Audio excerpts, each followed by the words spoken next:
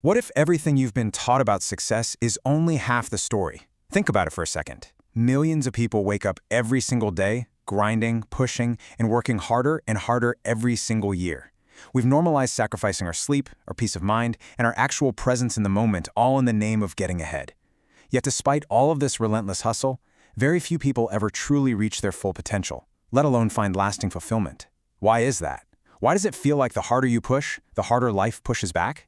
Well, let's dive into this explainer, because the answer isn't at all what you might think. And by the time we wrap up, you're going to understand a hidden psychological principle that absolutely changes how you approach your goals, your daily life, and honestly, your entire future. So we have to start by asking a really uncomfortable question. What if forcing is actually failing? It's a painful reality to confront, I know. But there's this subtle habit that almost all of us carry around without even realizing it. We try to force life to happen on our exact timeline in our exact way. We put this immense, heavy pressure behind every single action, convinced that if we just grip the steering wheel tight enough, if we micromanage every tiny variable, we can guarantee the outcome we want. But here's where most of us make a massive, costly mistake. Forcing isn't just a physical action. It's a state of mind. It's that quiet, underlying fear that if you don't control absolutely everything, it's all going to fall apart. And that fear? It creates an invisible, repelling resistance. It exhausts you. It blinds you to other opportunities, and ironically, it pushes the exact things you want further away. But that's really only the beginning. To understand why this happens, we have to look under the hood at the underlying mechanics. You see, society aggressively sells us what we can call the hustle myth. The narrative is always, push harder, think more, chase faster. It glorifies exhaustion as a badge of honor. But the hidden truth is completely counterintuitive to all of that. Tension actually creates resistance. When your energy is tight, when you're operating from a place of desperation and urgency, everything around you feels that tension. Think about it. Have you ever noticed that when you desperately want an opportunity, it feels impossibly distant? Or when you urgently need a connection with someone, they suddenly feel harder to reach. Even your own mind becomes restless and clouded. That's because your tense energy is literally repelling what you desire. It's like trying to catch a butterfly by aggressively swatting at it. You might still be moving, but your movement is heavy, erratic, and lacks clarity. So let's break down the architecture of this resistance and look at how our own overthinking creates a complete illusion of control. Where does all this internal tension actually come from? Well, once you begin to loosen your grip and just observe yourself, you discover something pretty profound. The real tension was never outside of you. It wasn't your boss, it wasn't the economy, and it wasn't your timeline. It was coming from your own mind. You see, our brains have this deep evolutionary habit of trying to control our environment to keep us safe. Your brain craves absolute certainty. It wants a 100% guarantee before you even take a single step. And when it can't get that impossible guarantee, it fills the void with overthinking. It tries to think its way into certainty. Let me paint a picture for you. Imagine you get a vague text from a client or a manager that just says, "We need to talk." That's the trigger. It takes 2 seconds. Almost immediately you move into overanalysis.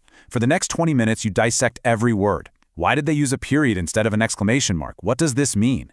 Then, because your mind is desperately trying to protect you, it spirals into the imagined worst-case scenario. You spend the next 5 hours entirely convinced you're losing the deal or getting fired. Ultimately, this massive emotional drain leads to paralysis that can last for days.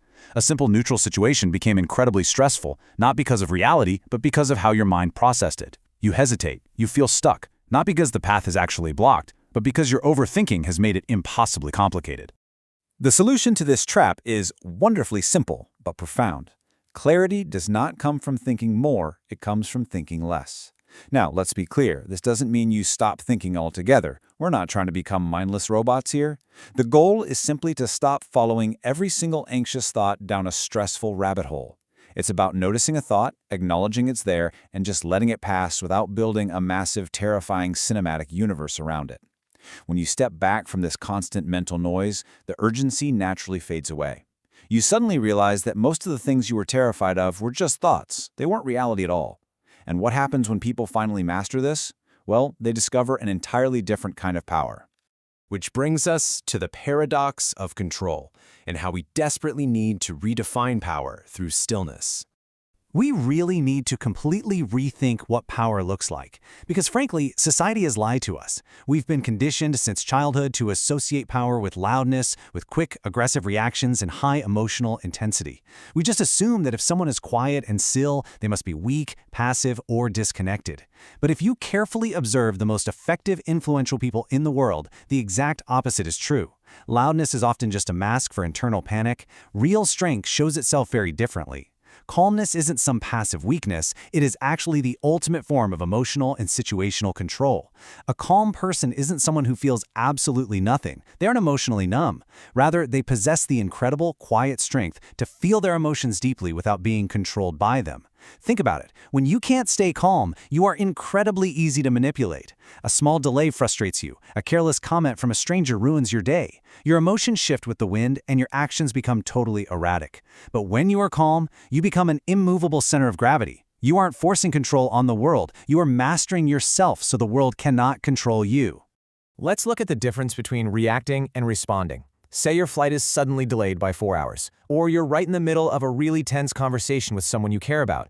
In a reactive state, your behavior is automatic and erratic. You snap, you complain, you let the heat of the moment steer the ship. But in a calm state, you find this tiny, beautiful space between what happens to you and what you do about it. You pause, even just for a split second.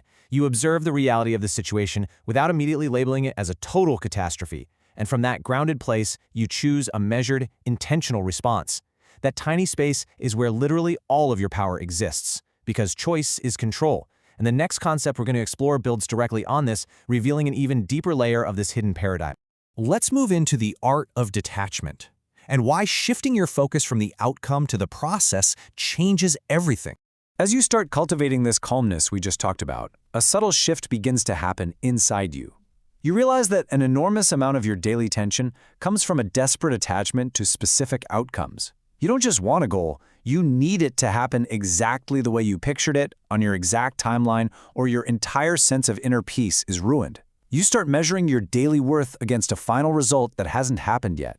You beat yourself up asking why you aren't there yet, or why it isn't happening faster. Your focus shifts entirely to the future, which you cannot fully control, and you completely abandon the present moment, which is the only thing you do control. This desperate attachment is the ultimate breeding ground for chronic anxiety. But here's the thing, detachment is heavily misunderstood.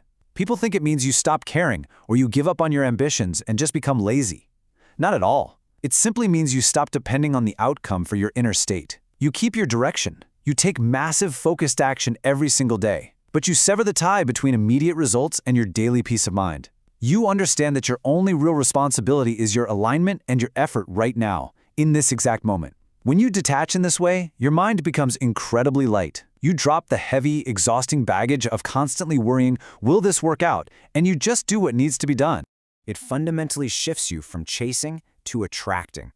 When you're chasing, your eyes are locked on the future. The energy is desperate, it's tense, and it's incredibly heavy.